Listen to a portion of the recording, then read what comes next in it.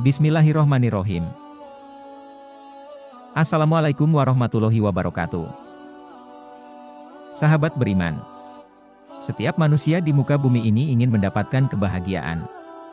Allah Subhanahu wa Ta'ala telah memberikan jalan kepada manusia melalui utusannya para nabi dan rasul untuk mendapatkan kebahagiaan dunia dan akhirat. Lantas, apa saja kunci kebahagiaan tersebut? Simak ulasannya dalam video ini dan tonton hingga akhir.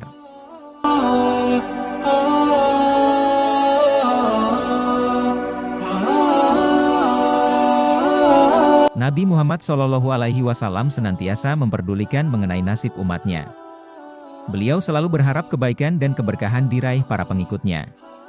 Tak hanya untuk kehidupan di akhirat kelak, namun juga saat menjalani hidup di dunia. Sebenarnya banyak wasiat yang diberikan Rasulullah kepada pengikutnya agar bisa hidup berbahagia di dunia dan akhirat. Namun tidak ada salahnya kita simak 5 hadis ini sebagai pendorong menuju kesuksesan lahir batin.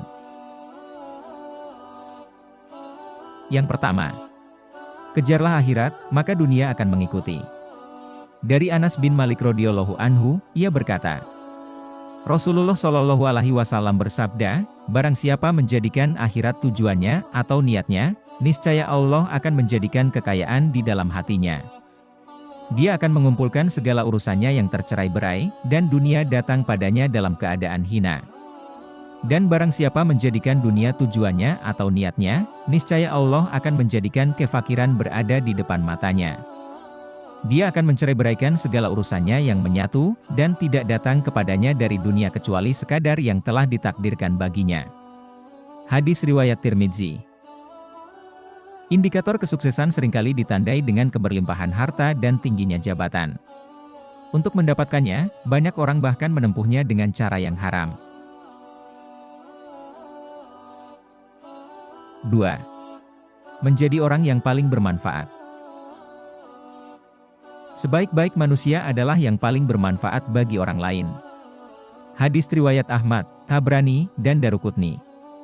Kebahagiaan tak dapat dibeli dengan uang. Kebahagiaan akan datang dengan sendirinya ketika kita bisa bermanfaat bagi orang lain. Mungkin inilah alasan mengapa manusia terbaik adalah yang bisa memberikan manfaat bagi orang lain. 3. Tinggalkan keraguan, ikuti kata hatimu. Tinggalkanlah sesuatu yang meragukanmu kepada sesuatu yang tidak meragukanmu. Hadis riwayat Tirmidzi dan Nasai. Tidak hanya dalam hal ibadah, kita bahkan dianjurkan untuk meninggalkan sesuatu yang kita anggap ragu dalam kehidupan sehari-hari. Misalnya ketika hendak mencari pekerjaan atau mendaftar ke universitas, maka harus sesuai dengan minat dan kemampuan yang kita miliki karena dengan hal itu kita akan menjalaninya sepenuh hati. Maka dari itu, kita pun perlu melakukan istikharah agar Allah Subhanahu wa Ta'ala menyingkirkan keraguan dan memantapkan hati kita ke tempat yang kita tuju. Keempat, jangan sesali apapun yang sudah terjadi. Jika engkau tertimpa suatu musibah, maka janganlah engkau katakan, seandainya aku lakukan demikian dan demikian. Akan tetapi hendaklah kau katakan, ini sudah jadi takdir Allah. Setiap apa yang telah Dia kehendaki pasti terjadi.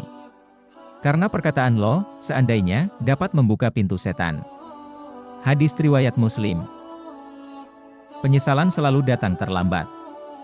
Dalam hal ini, Islam sudah mengatur tentang bagaimana cara menyikapinya. Kita dilarang menyesali apapun yang telah terjadi apalagi memikirkan kejadian di masa lalu dan berharap untuk mengulangnya kembali. Oleh karena itu, tetap semangat dan selalu berpikiran positif. Percayalah, rencana Allah pasti lebih indah dari rencana kita. 5.